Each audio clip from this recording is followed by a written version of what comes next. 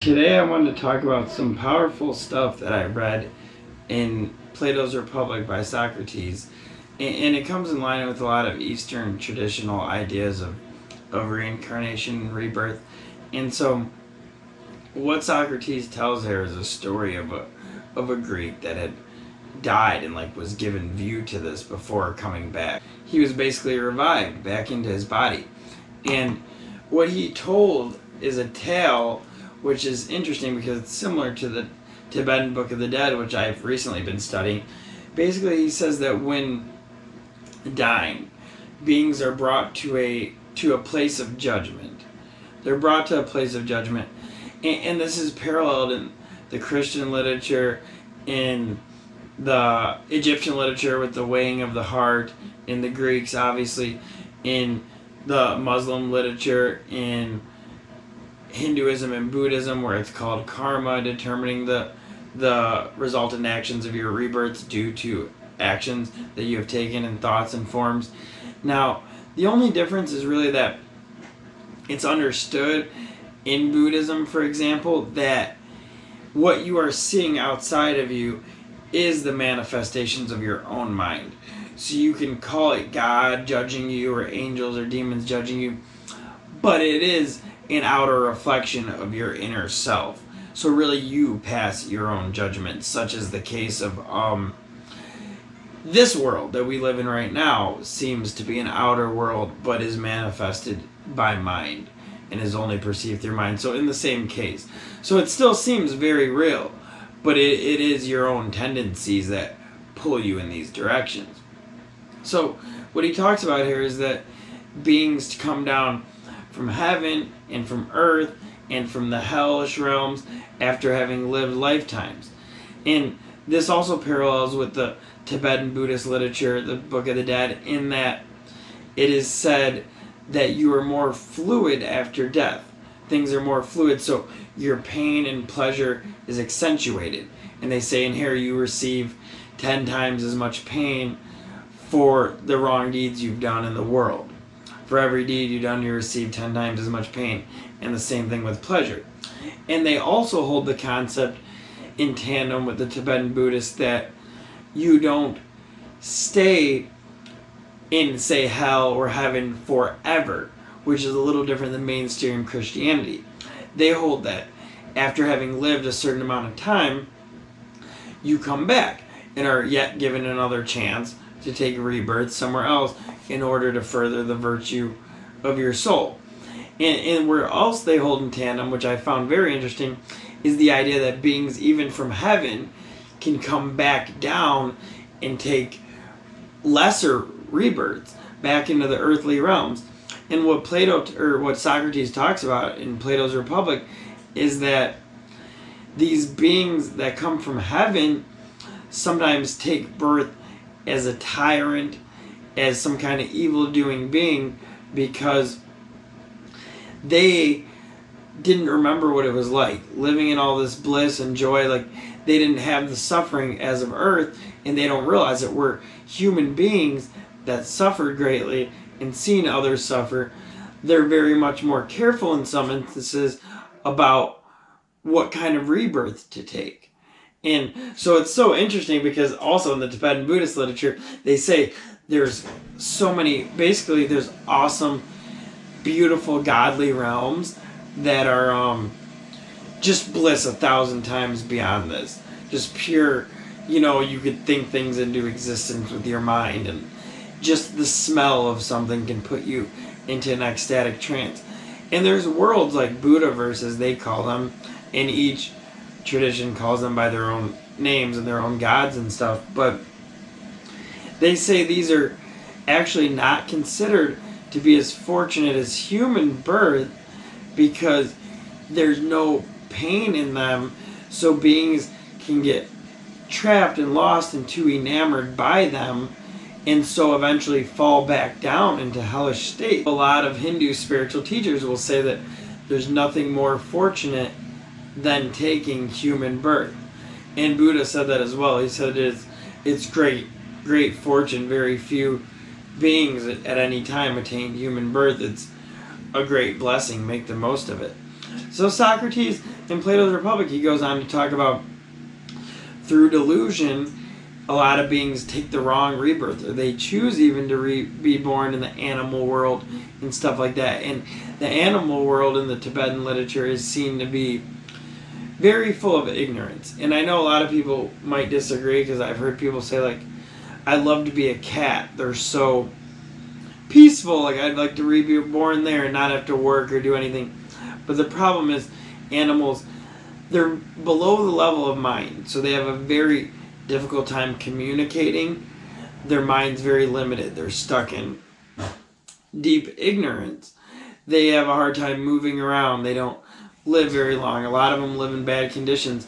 And since their mind is so underdeveloped in that form, they have a very hard time growing, evolving, the soul evolving from that point. So if you go back and take birth as an animal, you might live another 1,000,000 lifetimes before you have a chance to be a human again, because in both Socrates' is dialogue in Plato's Republic and in the Tibetan Book of the Dead, you only get a choice in your rebirth if you are conscious enough.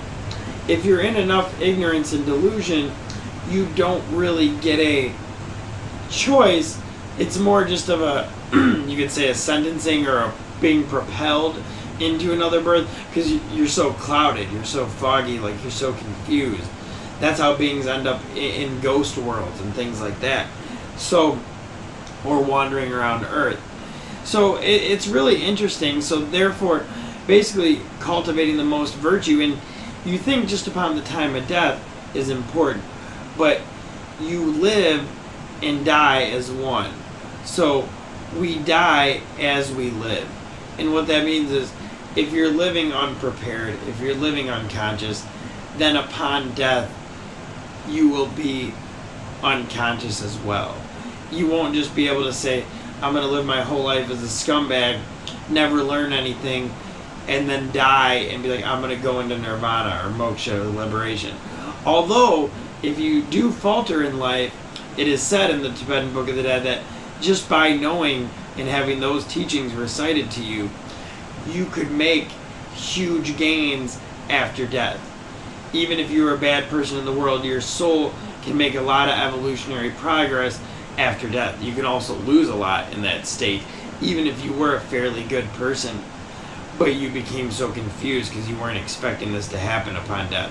Which is why it's important to know about this, and also it's important, they say, to have it read or recited either to your body upon death, or to have others praying for you read these kinds of things and pray to you and tell you, like, let go of your attachment to this world, like move on and worry about your soul. Because in this literature, in this Tibetan literature, you actually stay in your body longer than people think. So after the heart stops and after you're considered dead on the table, you actually live a little bit longer in the body.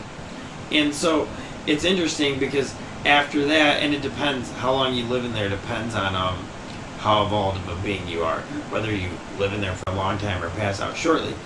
But over these days, in human days, you're passing through these different realms of existence, and like you're seeing beautiful visions and horrific visions and beautiful deities and horrible deities, and you can get really scared if you don't have the proper training and know that it is all mind stuff. It is all the manifestation of your mind and your lusts and desires and greeds and delusions. And so the ideal place is to get beyond all of it, even the Buddha verses, and to become completely liberated, a Buddha or a Christ, where you're not subject to death and rebirth ever again. And then you could basically either stay out of that and not exist, or come back as like a savior to take birth somewhere for the good of other beings, because they're also yourself and you're still in a way trapped if they're trapped. So, but if you can't do that, which is extremely difficult, you want to take the best rebirth you can, either in a heavenly realm or a Titan's realm or a good fortunate human birth, or hopefully not animal, plant, sedimentary, bacteria, a hell realm, or Pratons, they call them, are ghosts, basically, that are people really dominated by their greed and their desires. Like, say I was huge into eating, like obesity or addiction, and they say they have huge mouths to take in all this food, or huge stomachs that want all this food, but little throats and mouths that can't eat it, and as they try and eat the food, it burns them on the way down and hurts, and they can never get enough, but they have these huge appetites, and like those kind of things. So kind of the idea behind this is like, there's nothing to lose if it's all an illusion, and if it's all fake, and upon death you're just dead, then it didn't matter anyway.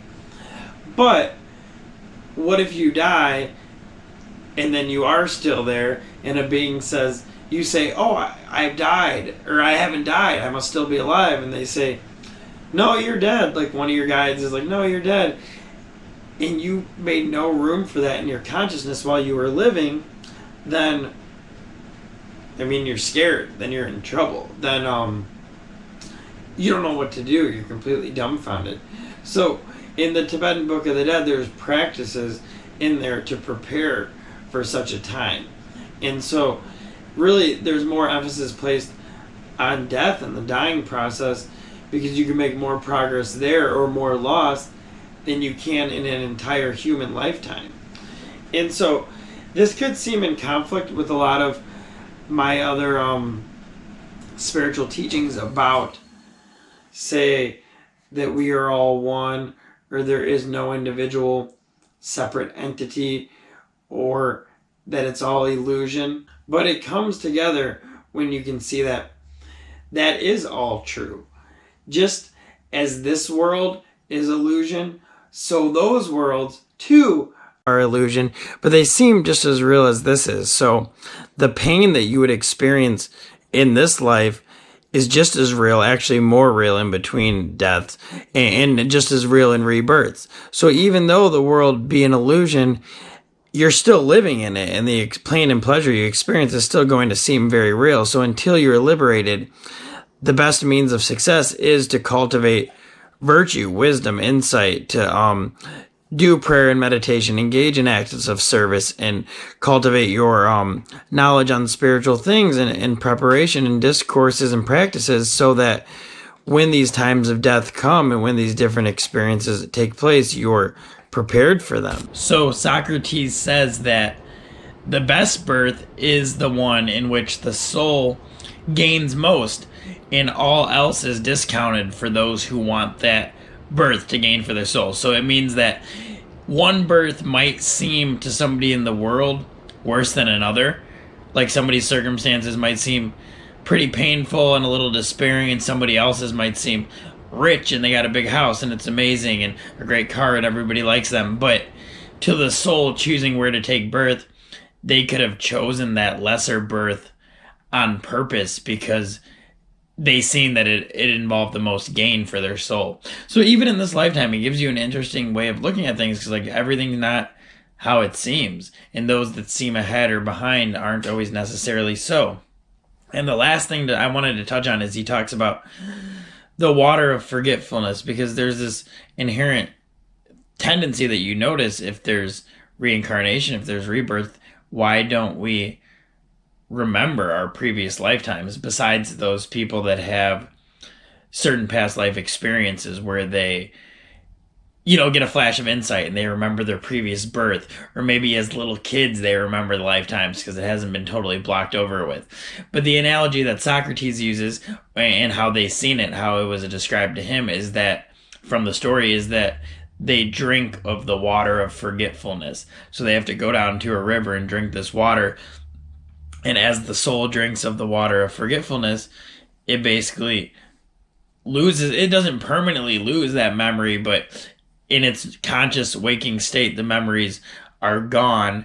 And then sometime over the course of that night, its soul flies out again and takes birth somewhere else, which is a really interesting concept. And then so also there is this idea, though, of the souls taking birth shortly after their 10, 20, 30, 40 days in the between state. Now, there's also an idea, though, such as if you read Memories of Heaven by Wayne Dyer and lots of other people that are into the different groups and books and Facebook groups and stuff like that talk about souls choosing their births, they talk about staying in heavenly states or on astral planes awaiting to take birth somewhere else. So that's a little interesting because it kind of brings into view the concept that maybe souls sometimes have to wait for the proper circumstances in time in order for them to take a birth. So they kind of have to sit up there and see, when the right opportunity arises. Say you want to take this birth and you need that to work out your karma, but it's not quite available yet. You might actually have to sit around and wait for that to be a possibility. So all these things are interesting philosophically, but the more important part about them is the practical application in your life, because it's cool to know about, but only through that practical application will you actually gain through this knowledge. Will it become real wisdom and beneficial to your own spiritual journey, which is really what this is all about. And now here's a break with a message from our sponsors. Are you tired of paying too much to H&R Block or others to prepare your tax return? Are you finally done pulling your hairs out over TurboTax or worrying about whether you completed your Form 1040 correctly? Well, worry no longer. With Momcilovic Tax and Accounting, you're in great hands. With over 35 years of experience and over 250 clients to show for, CPA Mile Momcilovic is the accountant you can trust. Straightforward, inexpensive, professional. All it takes is 3 easy steps. Step 1, email or text us for more information. Step 2, receive an invite email to load your data. Step 3, review and sign your returns electronically in a safe and secure way. The best part about it, he can do your taxes and accounting no matter what state you're in. If you want a knowledgeable licensed expert, he's your guy, with tax returns starting at $125 for single filers and $150 for joint filers. You are guaranteed a fair price and excellent service. Stop the worrying and leave it up to the professional. Email Mile at info@momcilovicaccounting.com, text him at 773-578-0996, or go to momcilovicaccounting.com. Website link and contact information can be found in the description below. To learn more, follow Momcilovic Tax and Accounting on Instagram, Facebook, Twitter, or LinkedIn. Also, if you have any tax or accounting related questions, feel free to contact Mile free of charge. Start your journey of a stress-free tax season today.